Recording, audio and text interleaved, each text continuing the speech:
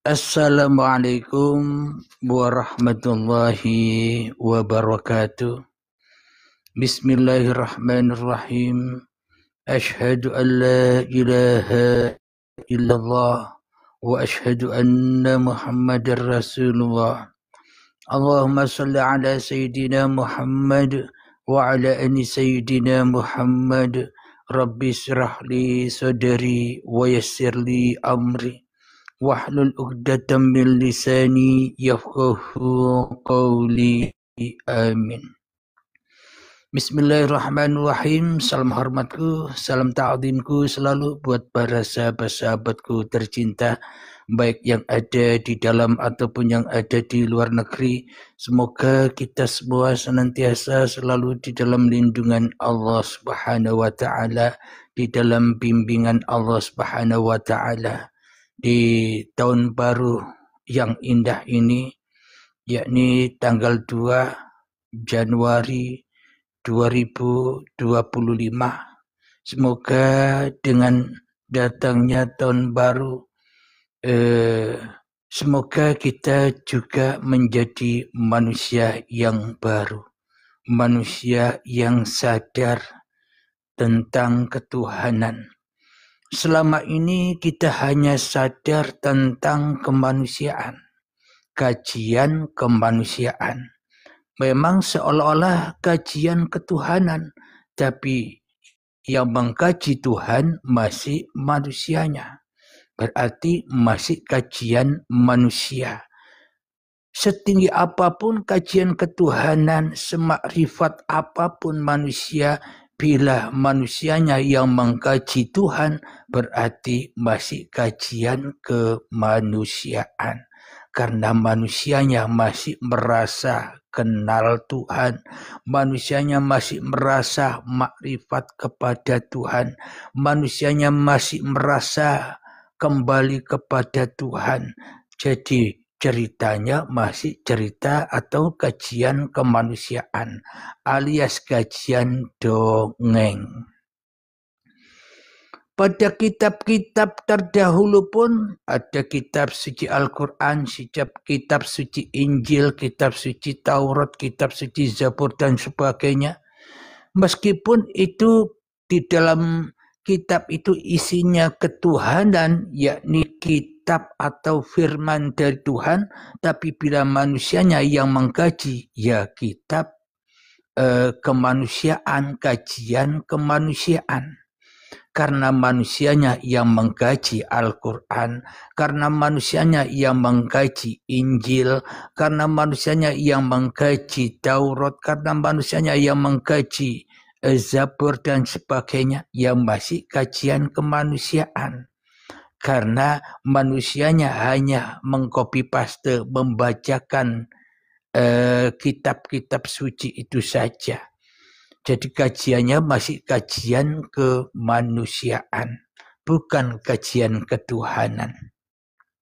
Karena manusia hanya mengkaji, membaca ulang lagi dongeng-dongeng yang ada di kitab Al-Quran, dongeng-dongeng yang ada di dalam kitab Injil, dongeng-dongeng yang ada di kitab Zabur, dongeng-dongeng yang ada di dalam kitab Taurat. Karena yang mengkaji masih manusianya, ya semuanya isinya dongeng saja, menceritakan orang-orang di masa lalu, menceritakan kisah-kisah di masa yang lalu, dongeng-dongeng saja. Tapi dongeng, tapi cerita dirinya tidak ada. Karena manusia selama ini tidak membaca cerita, tidak bisa membaca kitab-kitab dirinya, maka semuanya yang dibaca, baik itu di dalam Al-Quran, baik yang di dalam Injil, Taurat, Zabur, semuanya hanya dongeng-dongeng belaka, menceritakan orang lain, menceritakan masa yang lampau, menceritakan orang-orang zaman dulu. Itu kan dongeng saja. Itulah kajian kemanusiaan. Jadi munculnya kajian ketuhanan ini Munculnya kajian hakikat makrifat ini supaya manusia tidak tenggelam di dalam dongeng-dongeng kisah masa lalu. Agar manusia tidak mengabadikan dongeng-dongeng cerita orang-orang zaman dahulu. Tapi supaya manusia bisa menyaksikan kitab-kitab Tuhan, ayat-ayat Tuhan, firman-firman Tuhan yang ada pada dirinya. Kalau firman Tuhan ada pada Isa atau ada pada Yesus, lah apa gunanya buat kita? Lah apa manfaatnya buat kita? Wong kita hanya mengkultus-kultuskan makhluk saja. Mengkultus-kultuskan yang bukan Tuhan. Sama halnya dengan Nabi Muhammad juga. Nabi Muhammad dikultus-kultuskan bak Tuhan. Dimulia-muliakan, mengalah-ngalahi Tuhan. Karena sesungguhnya manusia masih membaca ayat-ayat atau masih mengkaji kajian dongeng-dongeng saja. Jadi tidak memasukkan, tidak menyambungkan antara cerita orang zaman dahulu, antara kisah-kisah zaman dahulu dengan kisah diri kita sendiri di zaman sekarang. Tidak menyambungkan, tidak mengikat, akhirnya ya kajiannya kajian manusia atau kajian dongeng saja. Tapi bagaimana caranya agar di dalam Al-Quran, Injil, Taurat, Zabur itu tidak menjadi dongeng lagi, alias cerita atau kisah yang senyata-nyatanya di zaman sekarang. Ya, belajarlah ilmu ketuhanan, bukan ilmu kajian kemanusiaan, menceritakan makhluk, menceritakan manusia zaman dahulu, tidak menceritakan siapa yang memperjalankan, siapa yang menguasai, siapa yang menciptakan, siapa yang membuat manusia-manusia zaman dahulu dan zaman sekarang ini. Yang membuat, yang menciptakan, yang mengadakan, yang mewujudkan cerita-cerita orang-orang zaman dahulu kan tidak ada bedanya dengan kewujudan kita semua manusia di zaman sekarang. Apa bedanya Allah zaman dahulu dan Allah zaman sekarang? Apa bedanya Tuhan zaman dahulu dan Tuhan zaman sekarang? Apa bedanya manusia yang dulu dan manusia yang sekarang? Jadi sesungguhnya cerita-cerita yang ada di dalam Al-Quran yang selama ini kita mendengarkan sebagai cerita dongeng saja, cerita kemanusiaan di masa lampau yang ada di Injil, Zabur, Taurat dan sebagainya pun juga demikian. Agar supaya kita membaca ayat-ayat itu dengan senyata-nyatanya, bawalah semua kisah-kisah itu, bawalah semua cerita-cerita itu ke dalam diri kita sendiri, agar kita memahami bahwa kita pun juga kitab-kitabnya Tuhan, kita pun juga ayat-ayatnya Tuhan, kita pun juga firman-firmannya Tuhan. Bila tak ada diri kita, ya ayat-ayat Tuhan tak pernah ada. Bila tak ada diri kita, kita tak akan mengetahui ayat-ayat Tuhan atau cerita-cerita Tuhan yang diceritakan kepada manusia-manusia tempo dulu. Cerita Tuhan yang dikisahkan pada manusia-manusia zaman dahulu yang sering kita baca di dalam kitab-kitab suci. Maka dari itu sesungguhnya cerita yang dulu, dongeng yang dulu berlaku pada cerita sekarang ini. Yakni keberadaan apapun peran-peran manusia zaman dahulu, ada peran sebagai Raja Fir'aun, ada peran sebagai Nabi atau sebagai utusan Rasul Allah yang bernama Musa, ada peran raja yang bernama Raja Namrud, ada peran nabi yang bernama Nabi Ibrahim. Jadi ceritanya antara baik dan buruk, antara manusia yang satu dengan manusia yang lain. Jadi itulah baik dan buruk itu semua cerita manusia. Jadi kita ditunjukkan bahwa kisah Nabi Ibrahim dan kisah Raja Namrud, yakni kisah kebaikan dan keburukan, itu sebenarnya sudah ada di dalam dada kita, ada di dalam diri kita sendiri. Ketika manusianya masih menjadi Tuhan di dalam dadanya, masih merasa paling wujud di dalam dadanya daripada wujudnya Tuhan, itulah yang dikatakan Raja Namrud. Yakni ia selalu galau, kepanasan, tidak ada tenangnya di dalam kehidupan ini. Karena ia tidak rela, tidak ridho bila ada seorang yang memporak-porandakan kerajaan dirinya. Kita pun demikian. Kita selama ini tidak rela, tidak ridho bila ada orang yang menyakiti kita. Karena selama ini kerajaan yang ada di dalam dada kita masih kerajaan Namrud, masih kerajaan manusia. Jadi cerita-cerita dongeng yang ada di luar itu, di dalam Al-Quran itu, masukkan ke dalam dada kita. Cerita yang ada di dalam Injil, masukkan di dalam dada kita. Cerita yang ada di Taurat, Zabur, masukkan semuanya ke dada kita agar menjadi kitab-kitab yang nyata, tidak dongeng lagi. Silakan diminum dulu.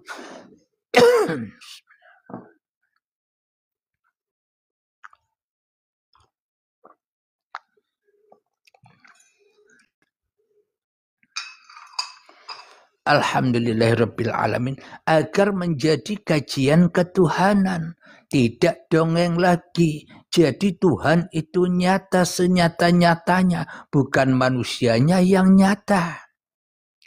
Maka bukan cerita itu yang nyata, tapi yang menceritakan itulah yang nyata. Jadi sebenarnya yang diceritakan itu dongeng, tidak nyata. Tapi yang menceritakanlah yang lebih nyata daripada cerita itu sendiri. Tuhanlah yang lebih nyata daripada manusia itu sendiri. Tapi selama ini manusia-manusia menyerupai Raja Namrud. Manusia-manusia menyerupai Raja Fir'aun. Itulah kajian kemanusiaannya.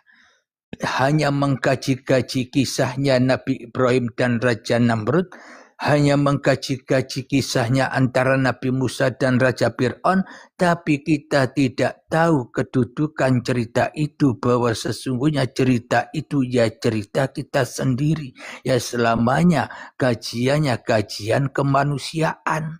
Meskipun kita mengkaji secara ketuhanan, tapi yang mengkaji kan masih manusia, yaitulah kajian kemanusiaan. Lalu bagaimana kajian ketuhanan yang sebenar-benarnya? Kajian ketuhanan yang sebenar-benarnya adalah, coba kita buka di dalam Al-Quran surat Al-Insan. Surat manusia, surat Tuhan ditunjukkan kepada manusia agar kita bisa membacanya, agar kita bisa memanfaatkan surat dari Tuhan ini. Supaya apa? Supaya kita tidak berdongeng-dongeng lagi, tidak karam, tidak mati di dalam angan-angan, atau tidak mati di dalam hayalan-hayalan kita sendiri di dalam babakan beragama dan bertuhan. Selama ini babakan beragama kita dan bertuhan kita kan masih hayalan, karena kita mengimani cerita-cerita zaman dulu saja. Iman yang hanya kata-katanya saja, bukan iman pembuktian. Kita tidak bisa membuktikan membuktikan iman kita sendiri. Kenapa? Karena yang kita tahu hanya diri manusia kita sendiri saja yang ada. Berarti imannya iman bohongan, iman hayalan. Karena manusia tempatnya berhayal. Jadi kajian ketuhanan yang sebenar-benarnya itu yang bagaimana? Kajian ketuhanan kita buka di dalam surat Al-Insan, surat dari Tuhan kita kepada diri kita. Siapapun Anda, tidak peduli agama apapun Anda, bila Anda masuk ke dalam diri Anda, yaitulah agama. Bila Anda menyerahkan diri Anda kepada Tuhan yang menciptakan diri Anda, yaitulah bertuhan, tidak peduli nama agama apapun Anda. Karena semua nama agama itu hanya ciptaan, buatan, hayalan manusia. Karena beragama dan bertuhan yang sesungguh-sungguhnya hanya kembali berserah diri kepada Tuhan. Hanya itu, Mas Bro. Kita baca dalam surat Al-Insan yang pertama, ayat yang pertama. Bismillahirrahmanirrahim. Hal ata 'alal insani hinum minad dahri lam yakun syai'am madhkura. Yang artinya, bukankah pernah datang kepada manusia waktu dari masa yang ketika itu belum merupakan sesuatu yang dapat disebut. Berarti kita kan atau berarti semua manusia yang kita baca-baca kisah-kisahnya di dalam Al-Quran, yang kita baca-baca kisahnya di dalam Injil, Taurat, Zabur, dan sebagainya. Berarti semua cerita itu kan sebenarnya tidak ada. Tidak ada sesebutannya, tidak ada ceritanya. Kenapa? Bila tidak ada Tuhan. Berarti yang menceritakan itu manusiakah atau Tuhan? Tapi kita selama ini fokus mengimani cerita manusia saja. Berarti kita hanya mentuhankan kemanusiaan diri kita saja, alias hawa nafsu yang kita pertuhan-tuhan-tuhan selama ini di dalam dada kita. Karena kita lebih menyaksikan kekuasaan manusia yang diceritakan di dalam kitab-kitab suci daripada beriman, meyakini bahwa semua cerita itu ada yang menceritakan. Kenapa? Karena manusia belum menemukan fitrah dirinya sebagai manusia, yakni hal yang tak dapat disebut. Karena manusia merasa jadi Tuhan seolah-olah Allah lah yang laisa kamitslihi syai'un. Seolah-olah Allah lah yang tidak bisa disebut. Allah lah yang tidak berupa apa-apa. Allah lah yang tidak berupa siapa-siapa. Padahal sesungguhnya manusianya lah yang tidak bisa jadi apa-apa. Manusianya lah yang tidak bisa menjadi siapa-siapa. Manusia hanya cerita Tuhan saja. Bagaimana cerita Tuhan kepada manusia? Ya, saksikan cerita diri Anda masing-masing. Ya, itulah cerita Tuhan. Inilah yang dimaksud kajian ketuhanan. Bukan kajian kemanusiaan. Jadi disinilah kajian ketuhanan dan kajian kemanusiaan. Anda sudah bisa memahami. Itulah bukti bahwa kita selama ini sebenarnya bukan apa-apa dan bukan siapa-siapa. Bukan jadi Tuhan pun juga bukan manusia. Lalu siapa kita? Enjoy saja. Disuruh enjoy saja kok Tidak mau. Disuruh enjoy saja kok. Kita menyiksa-nyiksa diri mencari kajian ketuhanan ke sana kemari. Tambah disiksa. Tambah ilmu, tambah disiksa. Tambah pengetahuan, tambah disiksa. Kenapa? Karena Tuhan yang ada di dalam dada kita makin gentayangan dengan ilmu-ilmunya. Makin gentayangan dengan pengetahuannya. Kalau kajian manusia banyak ilmu, banyak pengetahuan, banyak wawasan, bagus. Kata setan, kata manusianya. Supaya apa? Supaya tambah jauh dari Tuhan. Sehingga manusia seolah-olah yang paling tahu dengan cerita dirinya. Padahal kajian ketuhanannya hanya Tuhanlah yang tahu diri kita. Hanya Tuhanlah yang bersahadat pada diriku. Hanya Tuhanlah yang butuh aku. Hanya Tuhanlah yang butuh bermakrifat kepadaku. Hanya Tuhanlah yang butuh mi'rad kepadaku. Kita mah enjoy saja. Tidak usah macam-macam. Tidak usah membangga-banggakan agama-agamamu. Tidak usah membangga-banggakan keyakinan kepercayaanmu. Tidak usah membangga-banggakan sholat-sholatmu. Semua itu hanya cerita. Wahai, ada yang menceritakan. Mendingan enjoy saja nonton Allah sambil makan popcorn. Disuruh enjoy kok ndak mau. Ia disiksa terus. Inilah bedanya kajian kemanusiaan dan kajian ketuhanan. Memang seperti terbalik-balik kajian manusia itu. Jadi kajian manusia itu adalah kajian dunia. Kajian kemanusiaannya. Tapi kajian ketuhanan adalah kajian langit. Hanya Tuhan yang mengkaji apa yang diciptakannya, bukan manusia yang bisa mengkaji Tuhan. Gombal amal, bohong belaka. Mulai sekarang Anda bisa tahu orang ini, atau ketika Anda menyaksikan orang lain yang mengkaji-kaji ketuhanan, Anda sekarang bisa tahu. Anda sekarang bisa paham, oh ini sudah sampai apa belum, Anda sekarang paham. Kenapa? Anda yang pegang kuncinya dengan kajian-kajian ketuhanan di YouTube Uripe Allah. Anda akan bisa menilai orang itu sampai atau belum sampai, orang itu kenal atau belum kenal. Anda akan memahami. Yang penting Anda bisa enjoy.